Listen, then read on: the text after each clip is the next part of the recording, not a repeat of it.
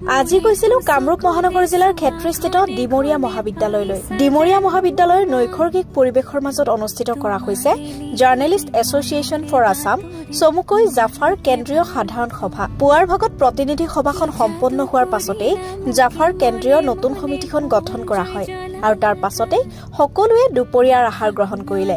ডিমৰীয়া মহাবিদ্যালয় প্ৰাংগণত মুকলি সভাখনৰো আয়োজন কৰা হৈছিল যদিও ফাগুনৰ প্ৰথম জাক বৰষুণৰ বাবে মুকলি সভাখন প্ৰেক্ষাগৃহতে অনুষ্ঠিত কৰিব লগা হ'ল। অনুষ্ঠানটিত ডিমৰীয়াৰ লোককৃষ্টি লালিলাং নৃত্য পৰিৱেশন কৰে ডিমৰীয়া মহাবিদ্যালয়ৰ ছাত্ৰ ছাত্ৰীসকলে। লগতে খালৈবাৰীৰ বৰঢুলীয়া কৃষ্টি দলটিৰ অনুষ্ঠানে সভাত উপস্থিত সকলোৰে মন জীপাল কৰি তোলে।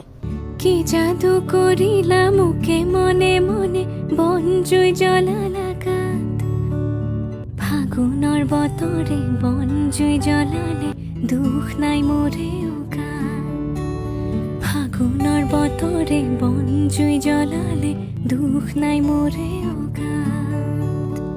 ডিমৰীয়া নামি ডিমৰীয়া, ডিমৰীয়া নামি